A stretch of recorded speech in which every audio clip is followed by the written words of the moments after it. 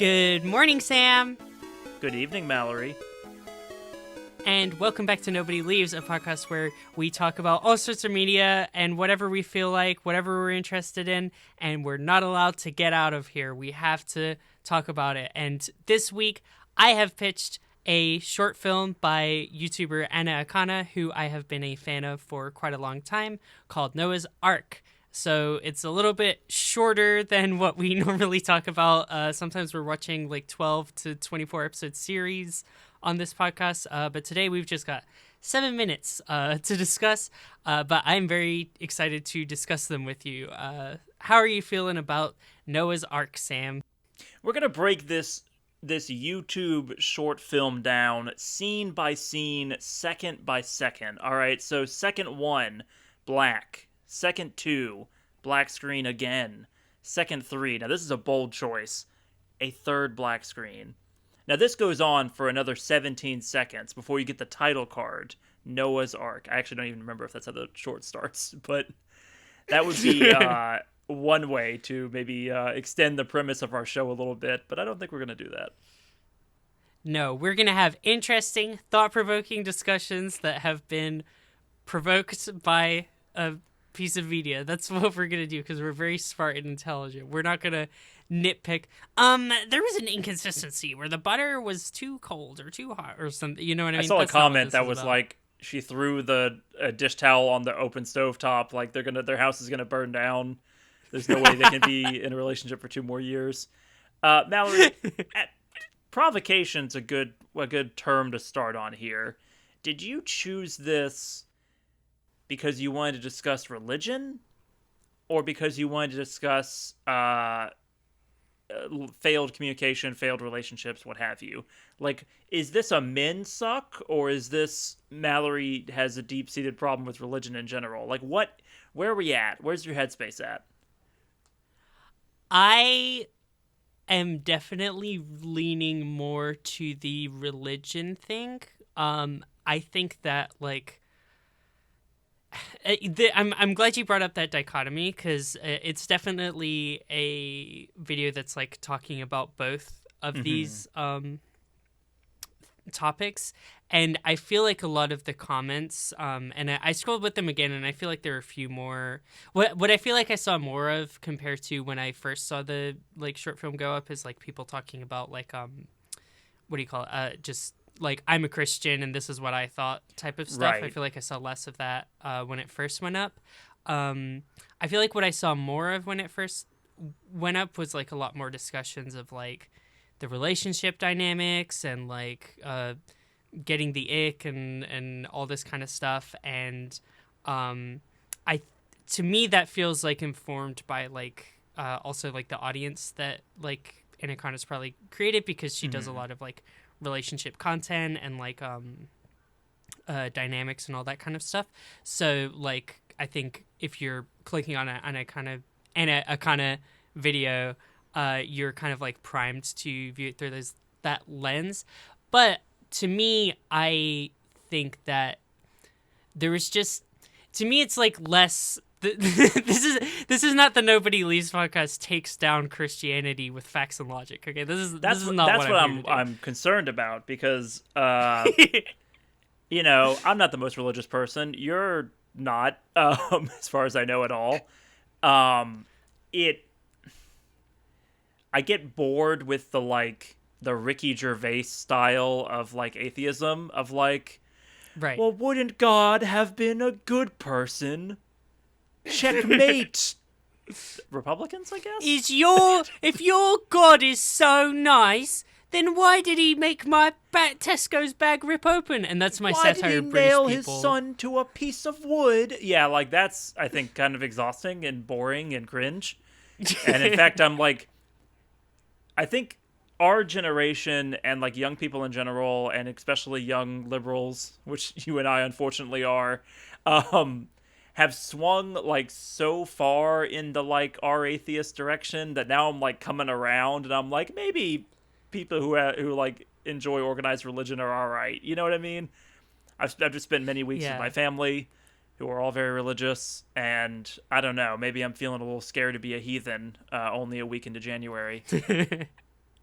Yeah, and no, we're starting it off early, 2026 with the sacrilege. No, I You think got that out of Santa's prying eyes, and you're like, all right, now is where we really take it to the Christians. hell yeah, I think that basically my angle or what I'm interested in discussing is like less, as I said, like here's all my reasons why I think religion sucks, because like everyone made that video in like 2006. Everyone Sure. knows. We all know that it's a boring conversation to an extent. Unless We all knew you're that very person in young high and school haven't whose had like it before. most edgy defining trait was like, I don't believe in God. Checkmate. And it's like, oh, but you got to be a little deeper than that, like Yeah, and I think that to me it's more interesting through the lens of like this is my pitch of why I think this is interesting and fun, and why I enjoyed the short film, and why it was such a kind of like refreshing watch for me. And also like part of why I've been in a kind of fan for like so many years is it's navigating the world as an atheist. And the way I'd like to like timeline it out. This is my perception of things. This was obviously warped by like how long I've been alive and what I've personally been through, and like being raised in America and being like growing up on YouTube and like all that kind of stuff. But the way that I kind of conceive of this is like, 2000 like 6 2010 maybe, like around that like period, probably going on a little bit longer. There was like, atheism was like the big thing that people were talking on YouTube, or one of the big things. Like religious debate was like a huge thing, and it wasn't just on YouTube. Like you have like the God delusion or whatever getting published, and you like that it's constant like arguments specifically about religion, and like the idea of like, you're stupid if you believe in religion, you're stupid if you don't, like that kind of thing. Likely probably also correlating like a rise of like atheism, is like a lot of people are hearing these ideas for the first time and like breaking away from religion. And like there's also the social personal side of that, which is nothing to do with facts and logic and has a lot more to do with like relationships and family and the breakdown, right? having done no like large scale research on Right. people's trending towards atheism or what have you. To me, it feels like there's two main factors, at least in the U.S., which is like the Catholic Church pedophile priest scandals, and then Right, of course. the internet being like, you may live in a community where everyone's religious and where religion is, for lack of a better term, God. But you can now go on a chat AOL Instant Messenger and find people who don't believe in God, and it like find acceptance without having to conform to the beliefs of those around you, right? And that can apply to many different things in our Totally. society, like the explosion of people who are like out in the LGBT community, but it also can apply to things like atheism. Totally. Yeah. So the lot of factors, everything shifting, moving in that direction. And I think that like, it was an open discussion topic, everything. And then there's like, for anyone who's familiar with like the history of like Atheism Plus and Gamergate and all that BS, like where it kind of took a sudden. If they, there's I a like how specific point we've where said it almost took a nothing turn. about the short film, and now we're on Gamergate. Like this is a good start to the podcast. Okay. Really just try to like skip over this timeline just to like frame how I'm like thinking about it. Sure. But it's like there's a turn where it like all of a sudden a bunch of like these kind of atheist channels are taking very reactionary views against like women, some of them against queer people. There's like the whole Islam thing where like a bunch of like these kind of like atheist type guys who are like, we're liberal, we're all like values for the future, and then it's suddenly just, I hate Muslim people so much, and it just turns into like, a veil for racism and all this Right. kind of stuff. To where I think that whole conversation gets kind of sublimated, a bunch of other stuff happens, and like gets all political, and the divide is no longer the divide to me as a like young teen coming into the world felt like, okay, atheists are pro all the things I believe in, like LGBT rights, equality, anti-racism, and like religious Not even people that, are like, generally anti those things. That's how I felt. not right? yeah, not to put words in your mouth, but yeah, it's not so much. You got exactly where I was going to say, which is not even that like atheists, like atheism and being like pro-gay or pro-trans or what have you. They're correlated only in the sense that people often use religion as justification for persecution of homosexual people or trans people or what have you. Like less so trans people, but I'm sure you've experienced it, right? Like I know Yeah, I'm sure it comes up as like quote unquote like unnatural or whatever, like the way that the terms people throw around to attack trans people, and then somehow tie that into the Bible or whatever, the Bible. right, exactly. It's when we turned to this like you know, this dichotomy broke down, and now, and it's interesting, yeah, like you say, like I think the main arguments I hear about trans people are more like akin to like scientific discrimination. Like there's and in general it's like there's more of a scientific racism, scientific homophobia, scientific trans. It's like it's not natural, all this kind of stuff. And Yeah, there's now like science. I don't want to say scientific in the sense that I agree with these people. I'm saying like people are using science as a argument stance, because it feels like the like protesting someone's life on a religious basis has become such a cliche that like yes, a Jordan Peterson wouldn't do that, if that makes sense. Yeah, It would become more about religious. Like, even though he is religious, Yeah, but like it's. He doesn't front with religion. He fronts with like, I'm a psychologist, I'm a scientist, I've studied data. Exactly. Like that's the appealing aesthetic of trying to reason into it. So yeah, it's like this whole like black and white dichotomy is broken down, and I guess it's just interesting to me, because to me it's like we don't talk about religion anymore. You know what I mean? No, that's kind of how I felt about it. Like, I'm surprised how far the pendulum swung so far, in the sense of like religion is anti-cool. People who are religious are inherently homophobic or what have you. Like I've lived through like a decade plus 2 decades at this point of that, to where now like when this character in the Noah's Ark short film is like, you don't really believe in that, do you? I'm like, hold on, like that's not very tolerant or whatever, even though I agree that Noah's Ark as a story is a little silly. It surprised me that was like my reaction, and I hope that it's not just some inherent like sexism of me being like, well, don't take that tone with your man who just made you a breakfast. I hope it's not that. You always gotta be checking my own biases or what have you, but hopefully that's not the reason my reaction was as strong as it was. But I think the short film is playing with that, because like neither person in this scenario comes across as like very like, it's definitely from the perspective of the woman in the relationship, right? But it doesn't necessarily make her paint her in a good light. Like I think the tone she takes with her boyfriend, like he sucks, and we're gonna get to him, but also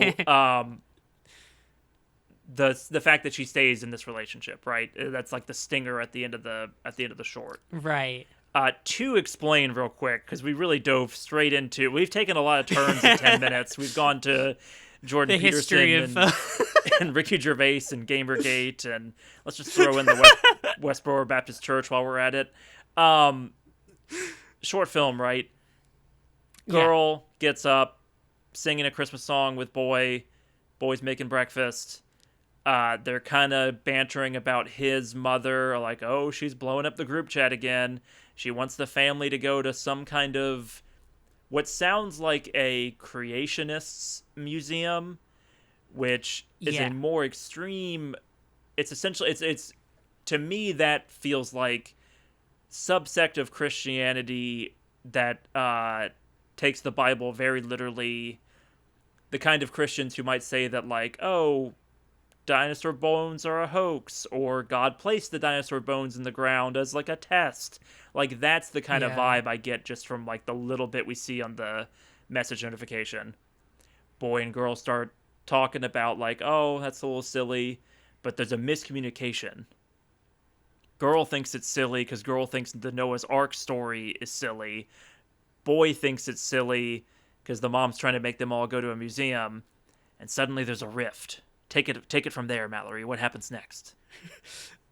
A lot of arguments, and Nina, the character played by Anna, who is obviously kind of playing a version of herself because she's basing it on true events, is very kind of just so shocked and in disbelief that she takes this kind of like incredulous, like kind of condescending tone. Shocked by what? Just to clarify. The fact that the boy believes that Noah Ark is a real story and that the museum could be informative. And yeah, the boy, Mark, completely just tries to shut down the arguments as best as possible so that they can enjoy this wonderful tower of pancakes. Okay. The oven burns. They just argue and argue and argue back and forth. They make peace for a moment, and then she just can't let it sit, and she brings up the argument again, and he ends up just kind of like walking around and ending with that line, "It's Christmas," and that's kind of how things go. I mean, there's obviously a lot to talk about. I think to me it's like, okay, navigating the world as an atheist person, like or as like I think I have. You chose a thorny subject for season 2. We gotta dig in. Yeah, it's just interesting, man. To me, it's basically me watching this is like, I'm like, do I need to check my privilege or not privilege? Like tolerance. Check my tolerance is the religious tolerance is the word I keep coming up with, which feels weird to apply to Christianity. Because you and I grew up in the U.S., Christianity is the dominant religion.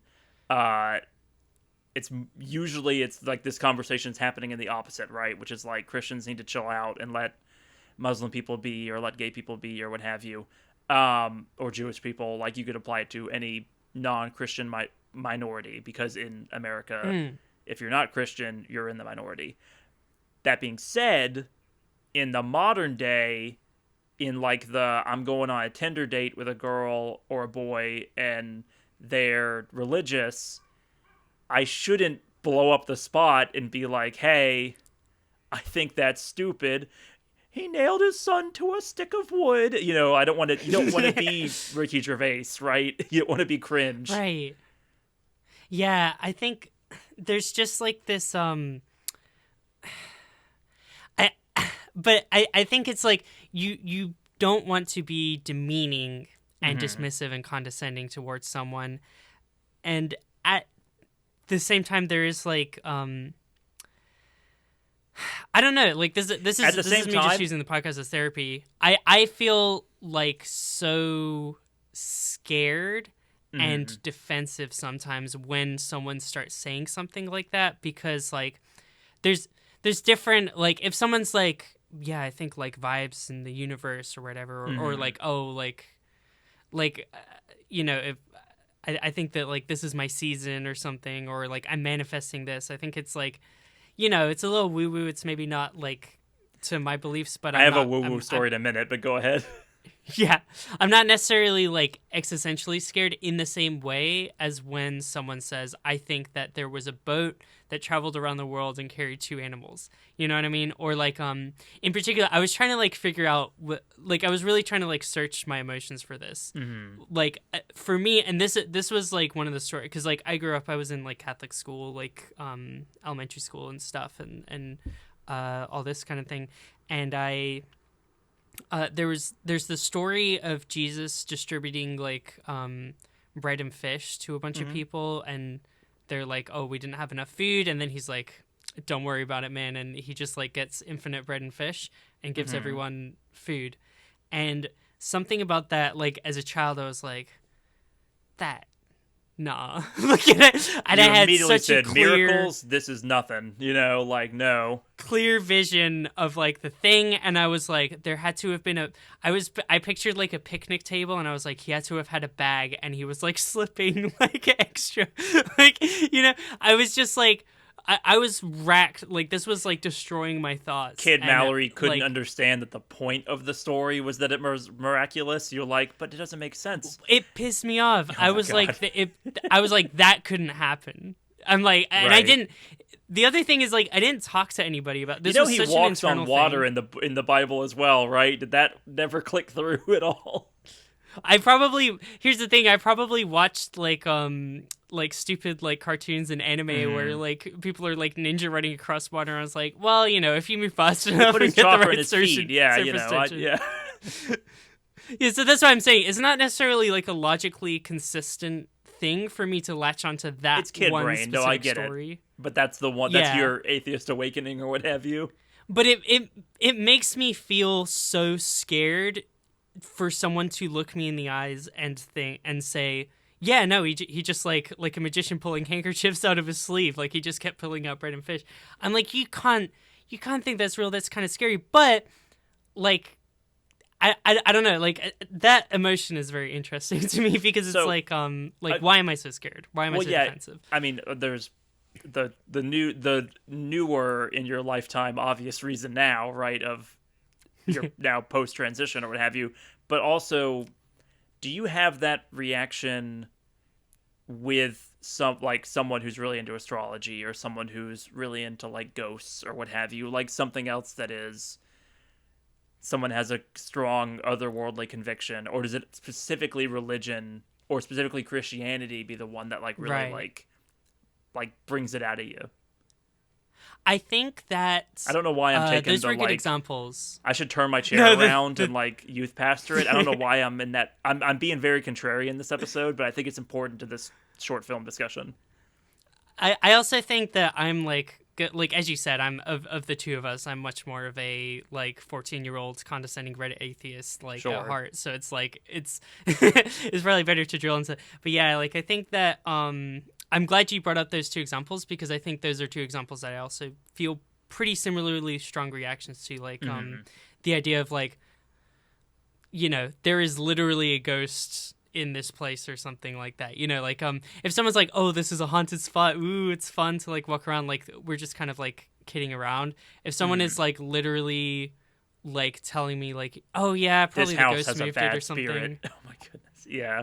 Like or with astrology, the same thing. I think like if someone's like oh wow, total like Virgo vibes or whatever, like I can kind of brush that off. But I think if someone is like yeah, he was a great guy, like he had all these great attributes, but then I found out he was a Leo and I just couldn't with Leos. And it's like, what is this like new dimension for like being like writing people off that you've invented, like as if we didn't need enough, as if we don't have enough reasons to like Mallory, it's based on where the people. astral bodies are when you're born, and that affects that your energy. I don't even know what the logic is. Like I know I hear the terms all the time, and I see the like I don't know Target T-shirts, and I'm like I kind of think I understand what people are on about, but I really don't. My best friend is the same astrological sign as me, and we have the exact opposite personalities. And I know someone would be like, "Oh, that's because of the moon and the weather." But then I'm like, "Well, what does it mean? Like, What does any of it mean like if if it matters on the moon and the year and the zodiac sign and like yeah." Yeah, because that's not the way people are. They're like, "Oh, Scorpios always do this," or like, "Sagittarius always do this," and it's like, well, if we're completely opposite, then it's like nothing. So, but we've already lost the plot because now I'm doing the thing. I'm doing the Ricky Gervais thing. I'm being like, well, if you improve this, and it's like that's not the discussion. I'm like, why do I feel so like? There's a specific scene to like really like ground it in the short film. There's a scene that is my favorite that I just live in so much, where they've had their whole argument in the kitchen. He's done his like sad puppy dog routine. He's gone and sat down.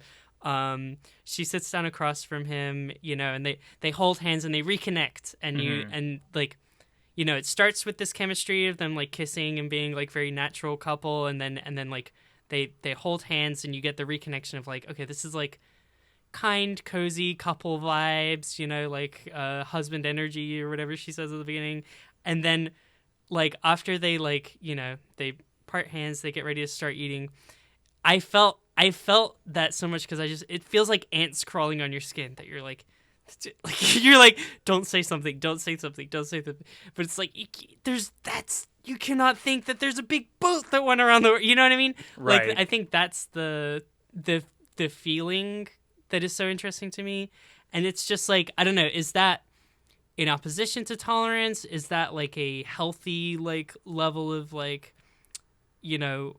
making sure people around you aren't spouting bullshit? Is it right to be this afraid like of, people with different beliefs? Like, is it because there's this schizophrenia thing, right? Like if someone comes to me and is like, yeah, I've been hearing the voice of God and he's been telling me to like, start that's a whole not like public businesses. Not to like again, I think this Mark character sucks, and I'm going to explain why in a second, but right, that would be a whole nother level to me. Like, and I have met folks who for Sam backstory, Sam's now past grandfather was a Pentecostal preacher.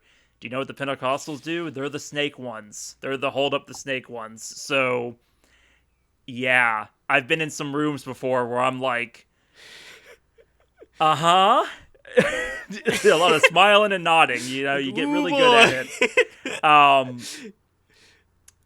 I think the Mark character sucks not because he believes in Noah's Ark. I think he sucks because he doesn't really believe in anything, and that's going to be my argument. And this is now welcome to my TED Talk. He's so non-committal and shy about this like conviction, and she has to pick up on it, right, based on like his body language, on how he's like giving like half answers. When pressed about his beliefs, he deflects. He seemingly doesn't know what he believes in a way that I find more off-putting than if he was like, no, I do believe in Noah's Ark. Like, I think it is not allegory. Like, I think that this did happen. And blah, blah, blah, blah, blah. Like, the fact that he goes like, well, they didn't have signs back then, or I wasn't there, how am I supposed to know? That line to me, by the way, is the better a pig than a fascist of this week. Like, I think it unlocks the character of like, no, this guy doesn't suck because he's Christian. He sucks because he's never really given a thought to it, but is also offended. He sucks because he lacks conviction, right? That's my opinion of this person who I spend 4 minutes of my time with. What is the character's name? Anna plays her, but what is the character's name? Nina. Nina, to me, it's more the stuff that we don't see in the short film that makes her like questionable. So for instance, obviously the end of the short, the fact that she stays in this relationship, the fact that she never had this conversation with the guy before seemingly moving in. Like, she's in the family group chat, like they've been together for a long time, it seems like. And then the short becomes allegorical to relationship problems. You could apply it to like, I always thought you wanted to have kids, or I didn't know you were a Republican somehow. Or like, you can make it about anything at that point, and I think it becomes more universal, and that's what makes it a good short film and discussion piece. The Noah's Ark of it all, to me, the problem with the guy is not the specific belief, and it's not the specific, like, for lack of a better term, biblical fable. It is his inability. Yeah, it's him running away from a potentially confrontational conversation, and the classic like, I'm gonna pout in the corner and I'm just gonna take my ball and go home, even though this is the woman I love. Like, that shit is annoying. And I am more on the Nina character's side, and like that, we've got to talk about this. Like, can't let it go. Even though I think that she's foolish to stay in this relationship and try and make it work without addressing the issue, but also like, how'd you get into this relationship at the beginning? Like, I got problems with both these people. Right. I think it's interesting because, like, if I'm viewing it from Nina's perspective and, like, getting in a relationship like this, it's like, hopefully you're asking these questions, you're figuring things out in, like, early days, and you're, like, the fact that, like, the mom is blowing up the group chat with, like, a Noah's Ark thing, like, maybe she just got added to the family group chat, but, like, it's, she probably clocked some, some cross necklaces or some, like, if her mom is, like, the one, like, leading this, and, like, this guy's family is seemingly, like, more solid in their convictions, like, it's like, surely there's been, like, the question, and you maybe just didn't, like, pry. But at the same time, like, I think if you're looking at it from the Mark character's perspective, he probably knows, like he seems to have an awareness of, like, okay, my family's beliefs are divisive, and a lot of people talk openly about how, like, it's stupid or whatever. Nina brings it up as a known quantity. Yeah. Like, oh, that crazy Mark's mom again blowing up the group chat. Like, right. They have, like, a back and forth in the sense that it's like, maybe she sometimes sends stuff about, like, crystals or whatever. Like, maybe Nina just it's never come to a head with it specifically being about religion, but they... It's the problem with it being a short film, right? Is you don't have all the context, but of course, this could be about anything. Like, you could find yourself in a relationship. You could find yourself with kids already and be like, wait, you don't believe in private school? I went to a private school. We're gonna send our kid to private school. Like, this stuff slips through the cracks, especially in less well-founded relationships, and it can cause a rift, and it can cause things to, like, collapse. The papering over of these issues, I think, that to me is what the short speaks the most to me about from the short. Absolutely, yeah. No, and I think that's the other thing that was, like, really relatable. So Mallory backstory: I was in a long-term relationship for, like, most of high school and college, and we had these kinds of, like, disagreements, and it's something that I've, like, reflected on a bunch, even at the time, where I think we met, like, we started dating when I was literally a 14-year-old atheist, you know what I mean? And, like, was probably at the height of this, and probably wood. said a bunch of, nailed to wood, probably said a bunch of that kind of stuff, and I think that created a unstable foundation and, like, an insecurity, where, like, the person I was dating was, like, like, her family at least was, like, Christian, and, like, she was, and it was like, it would just come up all the time, like, in, like, years later, in college, because and it would feel like this, and I would like, it was kind of like the inverse of this, where, like, she would be bringing up, like, like, how it's not crazy and stupid to believe certain things, and, like, it defending her family and stuff like this, to nothing. Like, I was not presenting any arguments. I was being like, yeah, totally, and just trying to keep the peace or whatever. And like, yeah, it's those kind of divisions that are, can you make plenty of people make, like, interfaith relationships? That's the term work, I was right? trying to look it's for. not Interfaith. Like, can an atheist and a Christian fall in love on the battlefield of love? Romeo and Juliet. I think yes. I'd like to think so. If not, I've really eliminated a lot of the dating pool in my area. As what's Sam's religion? Oh, well, like, figured out later. Yeah. To me, it's definitely possible, but it can't.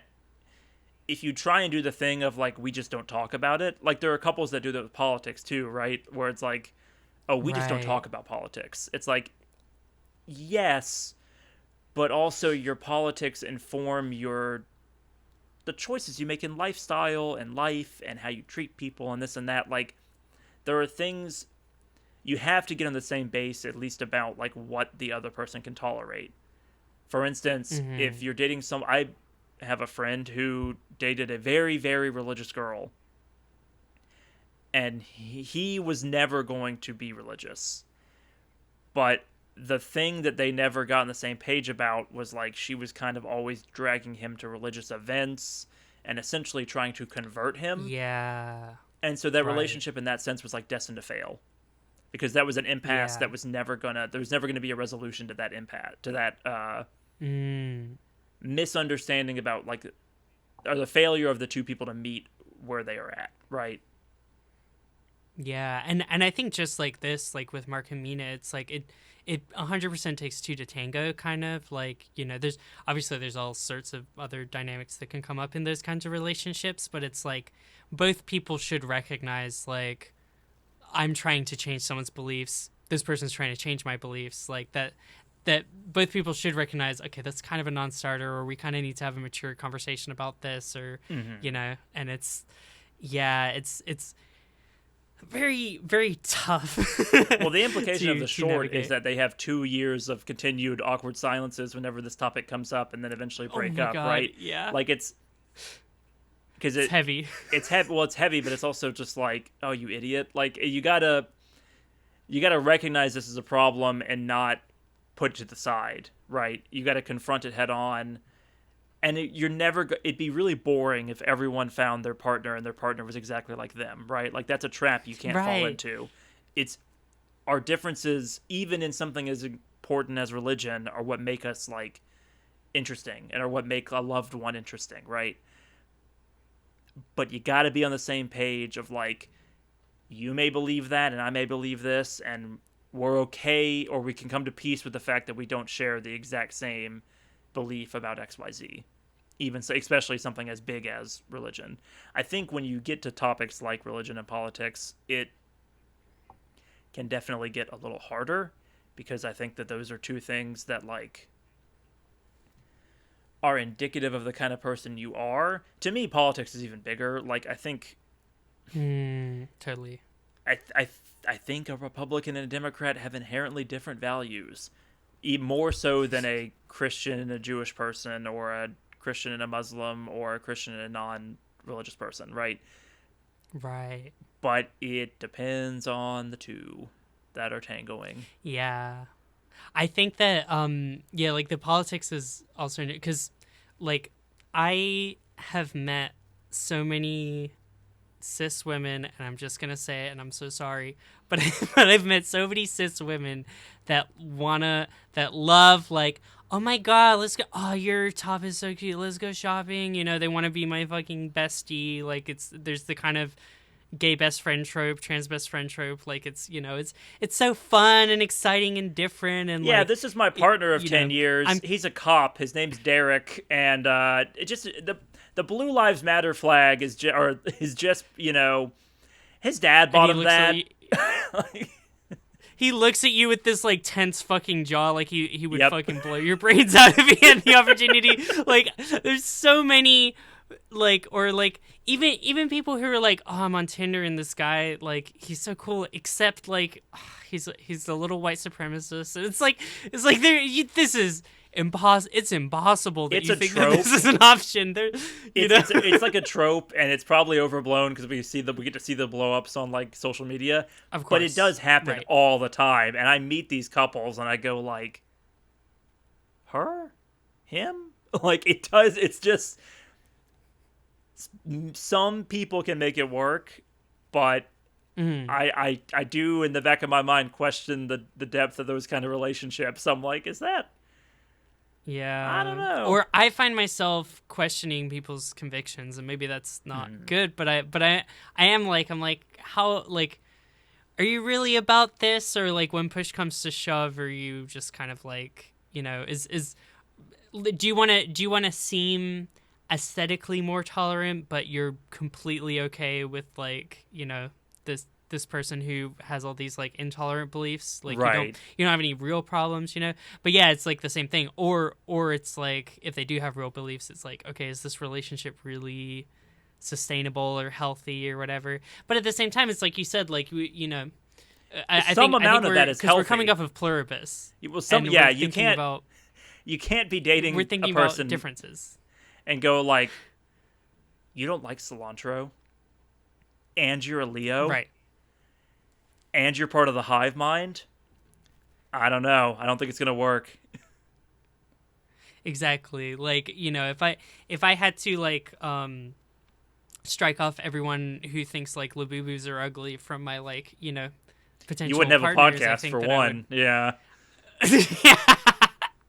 Yeah, like if I refused to, if that was like my die on a hill issue. So it's tough because yeah, like you don't like, it's this Mallory bullshit thing again doesn't about, like stop yeah. making sense, right? And that did almost kill the podcast, but we moved past it. We talked about it and we said that it wasn't enough to kill our friendship, and that that 9-hour Discord call I think was healthy ultimately to to the show and to our long, almost ruined a 10-year friendship right then and there. But Absolutely. I don't think about it that much anymore. Yeah, I mean, you never bring it up, so it's anyway. So Almost never. to talk a little bit more about the short film, and I feel like we probably should have front-ended this stuff, but I was so excited to get into this conversation about religion. We've recapped at least. I think we've given some context for people who are somehow just stumbling across our channel. I'm going to link the short in our description. Of course. Would recommend going to watch it. It's 7 minutes. We've been recording for 40. Maybe go check it out real quick. Hopefully you watched it. Yeah. Absolutely. But to take us real quick, because, we have our Gushers sponsorship, release the flavor inside. We got to go to the Gush Zone where we gush about all the different things that made us so happy. Mm-hmm. A couple things that I really liked how they handled it in this short film. One was like that, like they had fun with the cinematography, like the mirror shot. I think is like the best example of that, where they're, and I mean, it's also like the first kind of half or so of the short is like a single continuous shot, but like the them having a conversation where he's on screen and you only see her through the mirror talking to him or whatever. And they're like kind of, it's almost like they're like not facing each other, or they're talking at odds, or in their two different worlds. That made me happy. I enjoyed that. Were there any were there any other things that you were like on a technical level, pros or cons? This is less like cinematography directing and more like it's more acting. I think both Anna and the guy playing Mark do a lot with body language. Like, you really do feel when they move over to the breakfast nook that tension between the two of like I just can't not say this, and also the guy being like, I am just closing off and becoming a little lame turtle. I have many problems. I hate that style of like deflection, but it got a rise out of me because it was so well portrayed by the actor, and so that's that was what I wanted to bring to the table for the Gush Zone, sponsored by Gushers. Unleash the unstoppable flavor inside. How is the sponsorship coming, by the way? Made any progress yet? I'm manifesting, I'm making I'm talking to the spirits, we're you reminded me. I meant to bring this up earlier. I was having a conversation last night with a friend who found herself at like a moon ceremony, is what she called it, where like a bunch of her girlfriends were like writing things on pieces of paper and like releasing them to the ether or whatever. That's gorgeous. I would do anything to go to that ceremony. That sounds amazing. Well, she much like this character was like,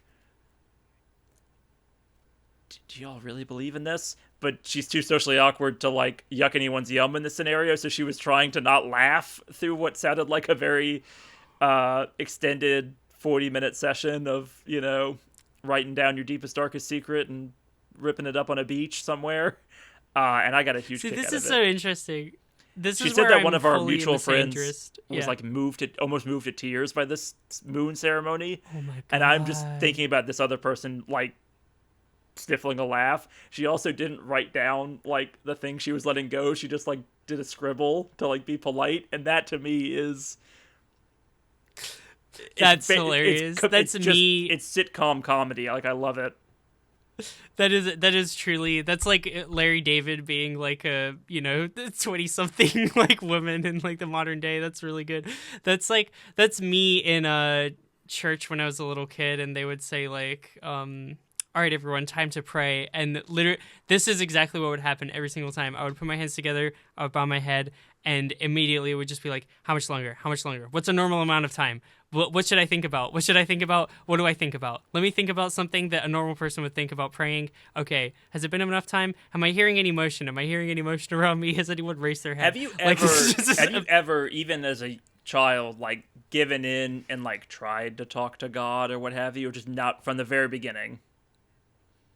It's like, that's always been interesting to me. I really have never, like, from the earliest, I've always been like, okay, yeah, we all have to now pretend together that, like, and I don't know why, like, because, like, all the authority figures in my life were like, there's a big guy and he's real and you need to form a connection with him or you're gonna go to hell. And I was like, yeah, and just pretending. And I think that like I never felt.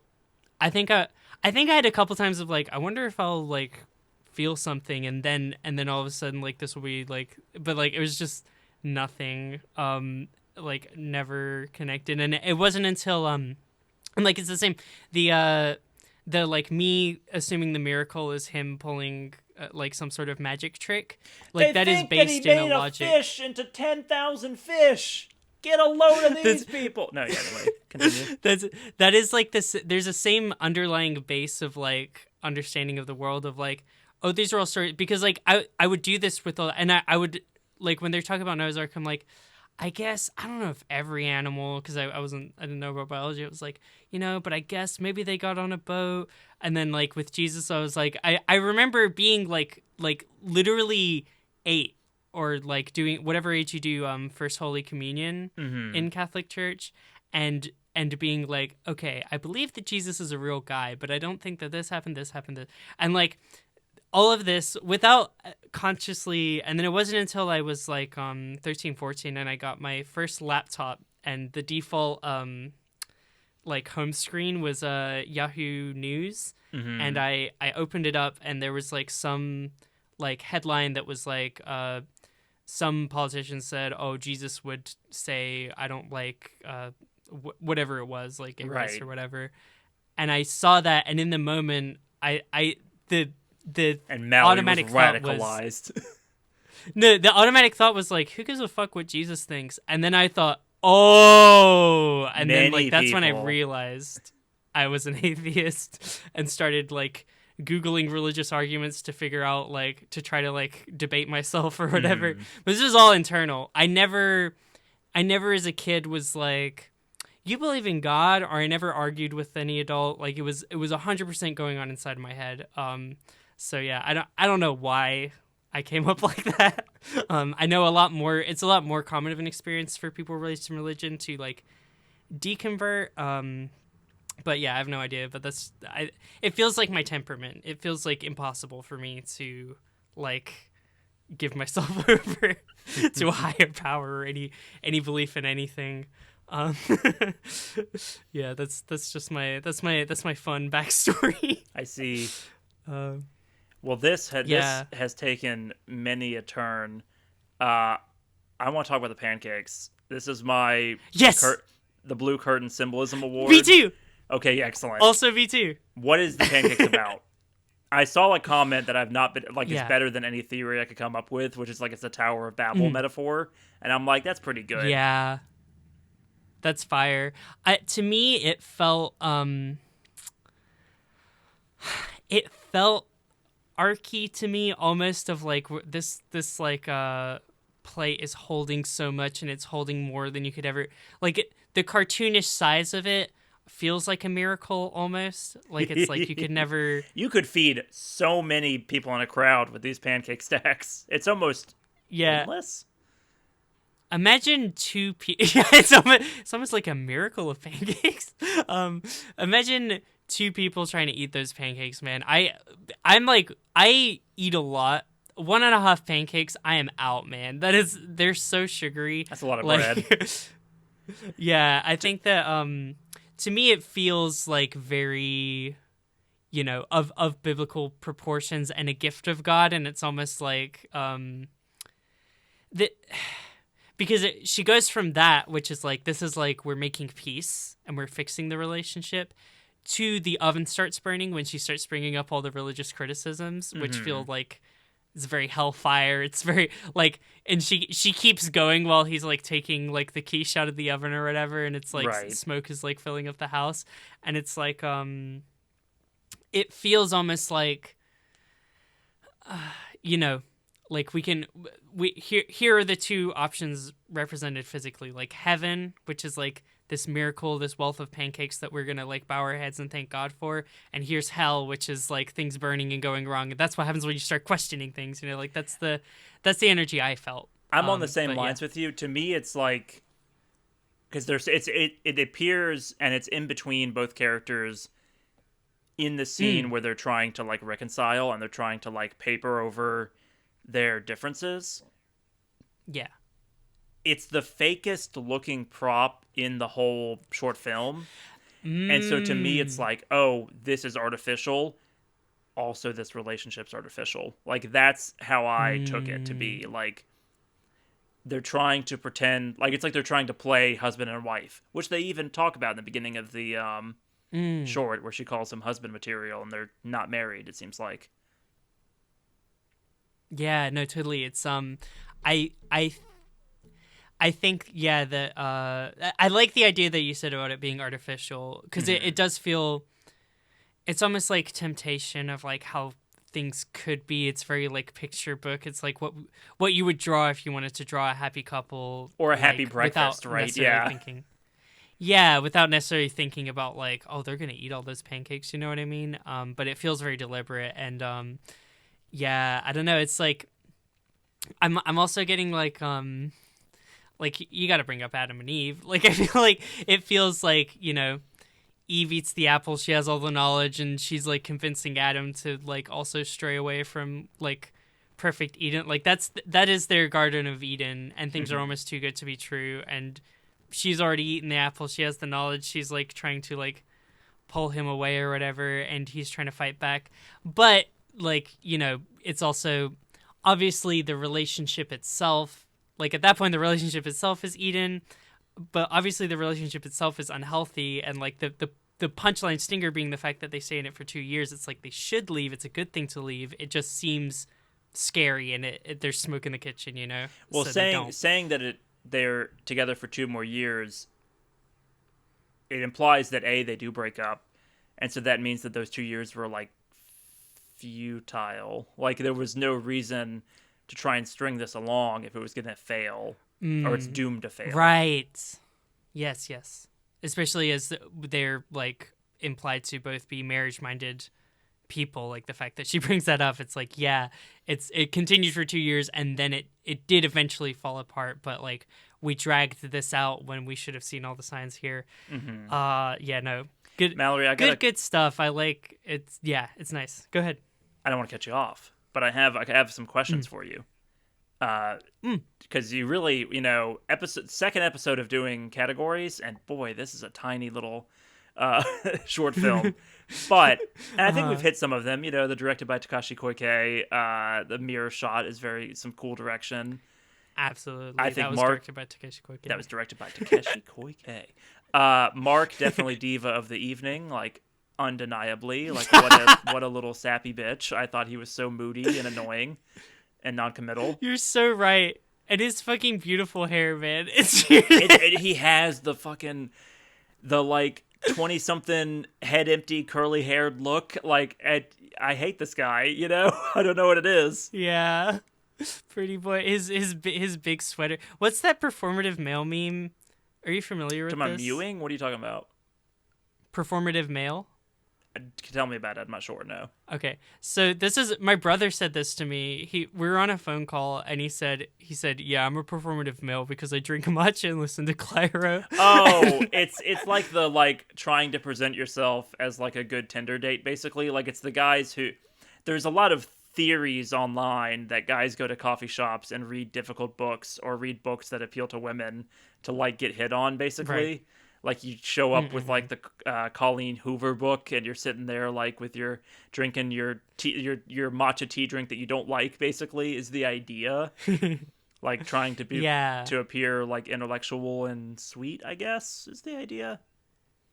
Yeah, and it's like his presentation is so like soft and sweet and cuddly and pretty boy or whatever. It's not giving like buzz cut like camo like like fundamentalist type of like vibes, you know what I mean? Like what you would necessarily like clock from a mile away of like, oh, this person probably has like XYZ views or whatever, I just think they shouldn't be around me, And I like that Sydney has her little trans friends, but I just don't want to see them, Why can't they just stay inside? Yeah, exactly. So nightmare. Anyway, nightmare. Yeah, no, I think that's really good. Didn't cry about it. The stinger of No. they stay in a relationship for 2 years. It's a good stinger. It's a little like he lied, she stayed energy to me. Like I kind of, which is it's a short film. I don't want to pick on it too much. I'll get into it in the rankings later. Yeah. But like, it's a little like, okay, this is like baby's film school a little bit, but there's some cool stuff. Yeah, no, I think it's cool enough. I think like also when it comes to appreciating it, like I really like how the dialogue is like written, if that makes sense. Like I think that it is like the way the scenes are like structured and the way that like they build tension is it's just very satisfying. Like I'm watching it and I'm kind of seeing the pieces and I'm just kind of like like it's the turns are very satisfying. The misunderstanding, like the way that he gets quieter and quieter as It's she paced very is well. like, yeah, like there's a segment of the short film where if you cut it off, she would have no idea that her boyfriend is religious. Like that specifically, I think that area I'm like is written so well, and she I really says like enjoy one it. sentence too many for like he can't leave it Yes. alone, and then she realizes, and then she can't leave it alone. Yeah, all that I think is great. I thought if I'm gonna be nitpicky asshole for a second, I did think their initial like, hey babe, what's up? We're both singing a Christmas carol. Oh, I made eggs and sausages. Oh, honey. Like, it's a little YouTube It felt sketch. real to me. No, I thought that Here's felt why it very felt real artificial. to me. The reason why I thought it felt real is the way they kiss and like they're like kind of like pausing and it's like they're kind of it's like this flirty game of like how long are we gonna keep going? I was or are fine we with gonna, that. like, I thought the transition to next thing? dialogue was a little like no one's this I guess cute so. as a couple. Like couples are performative with each other all the time, right? Like that's part of the fun Right. of like New Year's just passed, and you're watching people be like, we're gonna have the big romantic kiss because it's New Year's, and that's what you do. But it to me, it was just like the dialogue was like a little too chipper and a little too twee to where it rang I for guess. what is otherwise a very what's Real the and term lived in. where they're trying to capture realistic dialogue, but there's like a term for it, but I can't remember at the moment. But Oh. true to life. It felt very Yeah. true to life, except for that scene, which felt a little bit more like. That's where like it goes from like short film back to like YouTube sketch, right? And I dipped into this person's channel a little bit, and it seems like she does a lot of what is a very popular style. I always think of it as like the Vine style of like, I'm talking to me, and now I'm talking to me with a mustache, and we're two different opinions. Like that. Yeah. That's the only time the video felt like that for me, and it's right at the beginning, and then it becomes much more realistic-y and I think very impressive and like well filmed. But that I was like, oh, does Mallory recommend like a Drew Gooden Vine or something? I love Drew Gooden, but it's just like I was like, is there gonna be enough meat to talk about? I think that personally, it's so interesting. I felt a little bit the opposite. Like if anything, I felt like there were sections in the argument that were a little bit more like, okay, or like a couple of his lines, like it's because he's doing the kick puppy routine and he's intentionally he's playing a character that's being performative. Like there's some layers there or whatever. But to where I was kind of like, okay, these kind of feel like lines in a script a little bit more.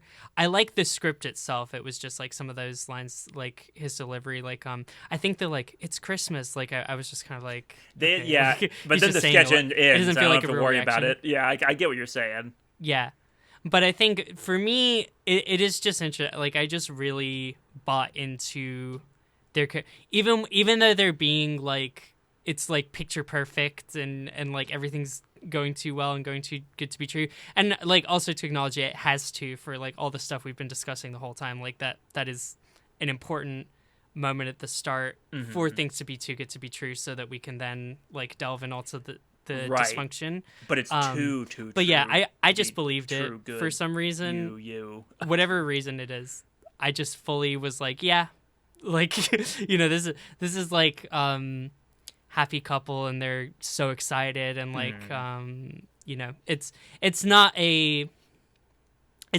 typical, it's not like a Tuesday and we both have to go to work. Like this is like we're in love with each other, we maybe moved in recently, or like things are finally locked into place and we're so happy to spend this day together because we have like a holiday to spend together, I mean, what's more I don't know. romantic? For than some reason I someone bought it. Like cooking a meal for your like significant other, right? Like that was like, oh yeah, these are good vibes. Sure hope nothing happens to these crazy kids. Mallory, I've got an interesting conundrum here because we agreed, we made a blood pact that we're going to ask the question, would this topic be better with pirates involved? But it's a 7-minute short film in a kitchen. So I want to expand it a little bit. Would the Noah's Ark biblical parable, fable, what have you, would that be better with pirates involved? It would solve a lot of the holes because would you have come to religion, you think, if pirates were more in the Bible? It's like Noah clutched the pearl. He looked out on, like, I think I would totally be bought into it because pirates are so badass and I love pirates. I think pirates would do a better job of, I think it would be more believable that they rounded up all the animals, because I think the idea of Noah being like, animals, come to me, you're like, yeah, lion's not gonna listen to this guy. But if a pirate's like, you better get on the ship or I'll cut your head off, like a pirate would totally be able to convince all of the animals. So let me just get this what straight. to do. Jesus cannot feed a crowd with like 2 loaves of bread and a fish, but pirates can convince a lion to get on a boat 2 by 2. That's what you're saying? Just double checking. Yeah, could pirates help with that? I know that's like off topic, but could pirates help give so much fish and... No, because the pirates would be like, you'll starve, eat each other. That's what they would say. Yeah, they would get infinite bread and fish and they would just only eat it for themselves. That would be amazing. I was gonna say that if a pirate was in a like religious conversation at Christmas time, their belief is in the sea.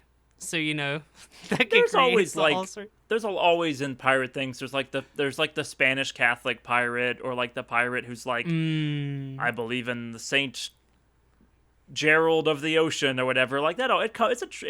Religion tropes its way into pirate myth all the time and pirate characters. If a pirate was in the room with them as a third character, I think he would be like, you two should break up.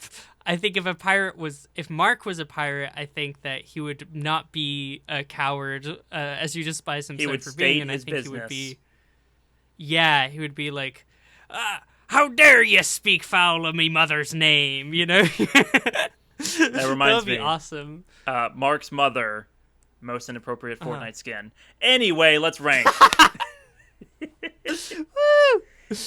Mallory, dude, Mark's mother would not like me. I think I could date Bob and weave and placate and just try and get out of the room. I think you and Mark's mother would go to blows. You'd you'd kick each other out of the battle bus, Well, Mallory. So what do you think?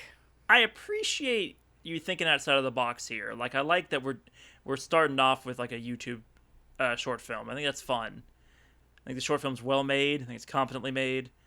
I think it made for a great discussion with my friend about religion and relationships. I can't say it's like the most astonishing thing I've watched this week, but I enjoyed it. Yeah, I was very scared when pitching it to you because like I always want to do stuff like this. Like I always want to do just weird little niche things that I've picked out that aren't like Stranger Things or whatever. Right. Like I think it's more interesting and fun to just like talk about weird things. But I was a little worried that you'd be like, we have nothing to talk about. You know what I mean? But I'm you glad and I that can talk about provoking. increasingly as we continue to podcast. You and I can talk about like the phone book for 40 minutes. Like, why is it yellow? And does that have to do with this? And yeah, no, but Right. I wanted to give the rumor roll to say like I'm giving it Cicadas in an Endless Anime Summer, but that's not in bad ranking. That's just like for what it does a good job. It's more than passable, but it didn't. I can't say it changed my life or even my day necessarily. Right. I know it's only the second time that or it's the first time you're actually deploying your tiers with your new tier names, but I'm already gonna like criticize them because I feel like if this was my tier list, my C would be like cutie parentheses slightly condescendingly, where it's like it feels a little bit more positive. I think Cicadas, I'm like the idea of watching this and being like awkward silence, we can hear the cicadas, it feels meaner than it should be. That's my take on It's a good point, right? Because now that we've added the F tier, C is no longer true neutral, which is how I've been treating it. I probably should. The short does get on base, right? I don't want to like. It's not that you're swaying me, but I forgot that we've introduced an F, and this is not 2 tiers away from F, and it's not 4 tiers away from S. It's like it's B.5. That's I think it's like dead middle. Like it's inoffensive. It mostly does things well, but it doesn't necessarily wow me or excite me. It's not the Clockwork Orange.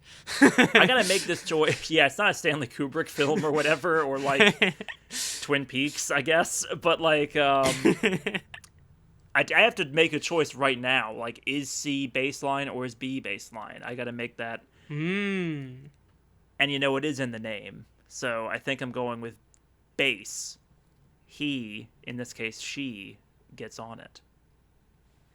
Yeah. And I got to mention Moneyball, That's cool. Mallory's favorite movie. Woo! I love baseball. Hey, Mallory. Batter up. Yes. I saw a trailer this morning for a movie that's been in development for like 8 years. Uh-huh. I have to get the name right. Boyhood. And you're going to... No, not Boyhood. It might as well be. I mean, it's taken forever. Redline. No. Walpurgisnacht Rising. Walpurgisnacht Rising. Does that ring a bell to you? Babadook Revengeance? What No. is this? I believe that's the name of a witch. In Madoka Magica? In Madoka Magica. I'm surprised you got there.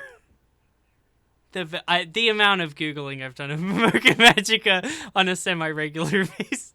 I gotta go on the wiki and I gotta read about. You gotta talk about like I think that's Homura's witch. You and I have both seen Madoka before, but here's the thing: Yes. I don't remember Madoka. It's been a long time. Like I saw Rebellion in theaters in high school. Like it's been a long, long time.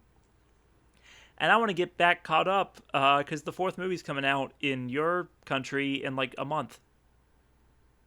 Whoa. I don't know when I'll get to see it. Is this another theater? No, not yet. So this is a prep. We're going to eventually talk about Madoka Magica Movie 4. But we got to do an episode on the original series first, in my mind. I need to, reminisce about magical girls and how Mallory can believe in those but not believe in the Bible. We got to get into it. Religion will continue to be a theme of this season for some reason. Season 2, God, apparently. Season 1, 2, chaos. The God Season delusion. 2, the God delusion. So I think... God, I want to slap Richard Dawkins, dude. We're not going to watch Rebellion yet. I think first 12 episodes or the first two movies, whichever you prefer. I think it's the same difference. Madoka Magica. Why not? Yay! I love Madoka. I'm excited to revisit this. Me too. It's been a long time. Madoka was like the hit anime like a season or two before I started watching anime. Yeesh. That was a while ago. I have gray hair. It was a big thing. Now. I think it's it's like it was so kind of omnipresent on it was just on people's minds, Yeah, when I got into anime, right? Like, people wouldn't shut the fuck up about Steins Gate, and I eventually watched and loved Steins Gate. Psychopath Season 1 was a big show. Same writer as Madoka. Madoka was huge. People were still talking about Haruhi. People were still talking about Toradora. Like, there were just certain shows that people would not stop talking about. Death Note. Still need to get my Death Note update from you.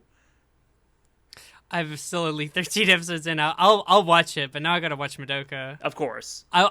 I'm gonna watch it all at once when I get to it. You're gonna have a 6-hour Death Note marathon. I still can't believe you're watching Death Note. It's just like the wildest twist of this entire project. But yeah, that sounds good. Mallory watched Death Note to trick me into.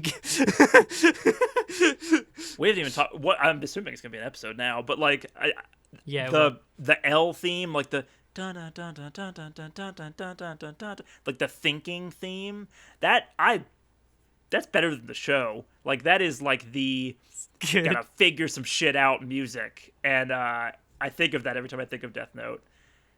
Anyway, yeah, I'm excited for you to watch Stranger Things, and then we can talk about that like 6 months after it's relevant. Well, you gotta pitch it to me because I might not ever get to it.